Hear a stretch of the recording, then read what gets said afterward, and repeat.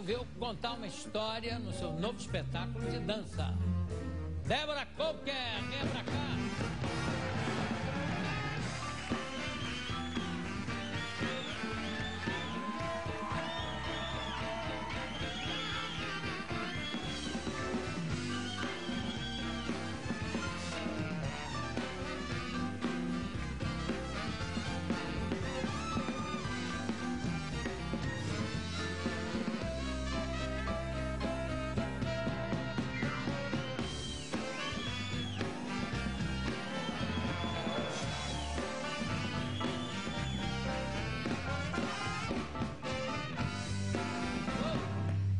Gente, você sempre animada, sempre a mil. Você já nasceu dançando, não é, Débora? É, minha mãe dizia isso. É mesmo? É, que já vinha ali, ó, mexendo em tudo. E agora com o espetáculo novo, Tatiana. Tatiana. E como é que é esse negócio de contar uma história no espetáculo, aí no Tatiana? É danada essa história de contar uma história. E eu vim com esse desejo há algum tempo. Desde o Nó, que é um espetáculo que eu fiz em 2005, que era um espetáculo que tinha como tema o desejo. Depois o Cruel, que tinha um olhar cruel sobre o amor, sobre a vida, enfim. Eu a partir daquele momento, eu comecei a trazer uma dramaturgia para dialogar com a dança que falava sobre a alma humana, sobre condição humana. Comecei a ter essa necessidade. E aí, junto com isso, comecei a ter muita vontade de contar uma história. E, ao mesmo tempo, como é que é contar uma história através da dança, sem usar as palavras? Como é que você conta uma história?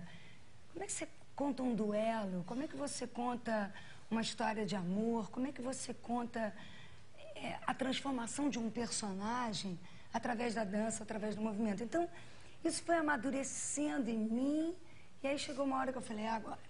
E a hora foi com Tatiana, com Pushkin. Essa história é uma história simples, ao mesmo tempo me arrebatou. É uma história do século XIX. Ele escreveu essa história durante 7 anos. 7 anos escrevendo? 7 anos escrevendo essa história, é um romance versado. E aí eu falei, bom, é um romance chegou a hora. Quantas páginas tem esse romance?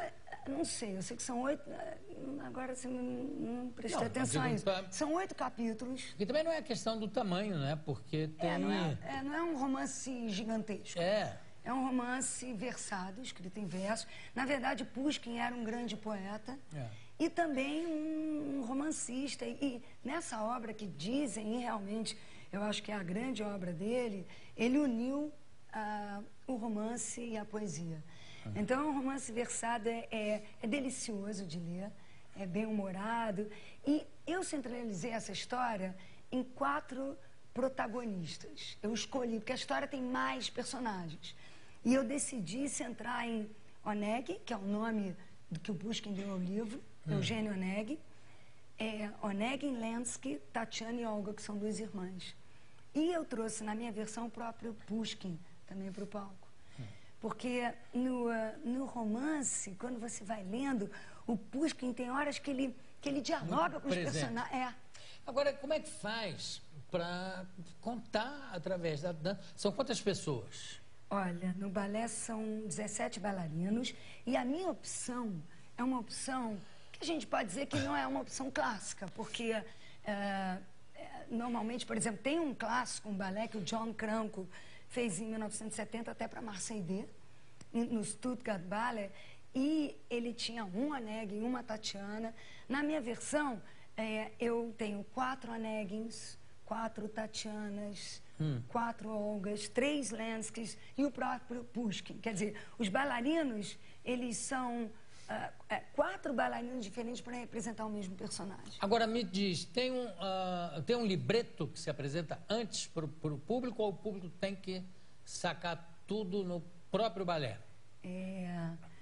Tem um libreto. Eu fiquei na maior dúvida, sabia? Se eu colocava esse roteiro cênico, né? E aí decidia... Eu acho que você fez muito bem.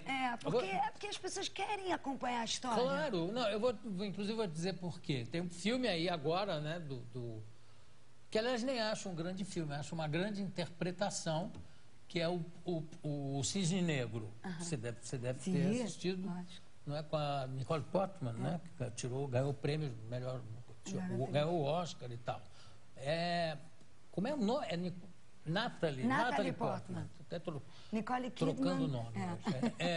Nicole Kidman não tem nada a ver. Não, nem dança, né?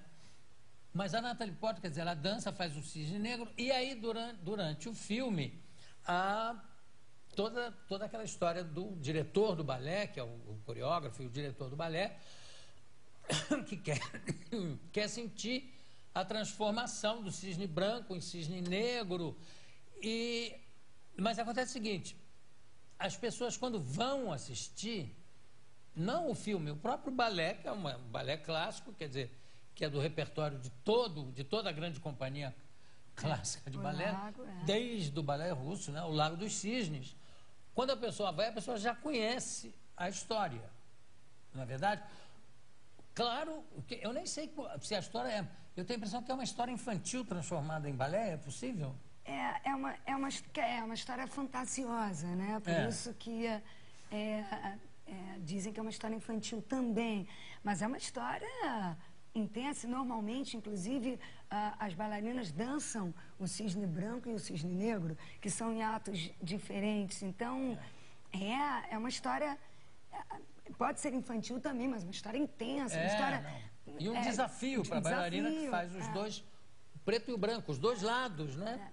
Agora, por isso é que eu acho que no caso da Tatiana, eu acho fundamental que a pessoa, já que você quer contar uma história, não é que o balé tenha que contar uma história, não. Na verdade, o balé existe em si. Na verdade, a minha versão, ela não é uma versão que prioriza a narrativa, né? Mas você vê o espetáculo, você entende completamente a história.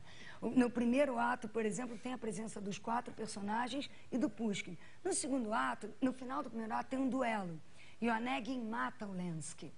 Então, no segundo ato, todos os homens são Onegins e a Olga some da história. O próprio Pushkin, depois do 6º capítulo, não dá a mínima para a Olga. Então, o meu segundo ato, todas as mulheres são Tatianas, todos os homens são Onegins e tem a presença do Pushkin.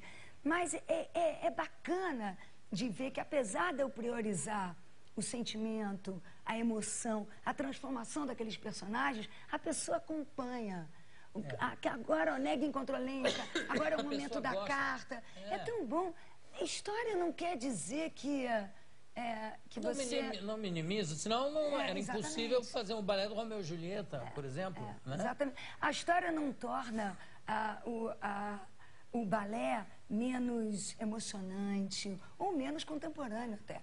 Muito pelo contrário, eu acho que é um grande desafio para um balé contemporâneo contar uma história. Vamos ver, eu acho que a gente tem um trecho aqui, vamos mostrar, por favor?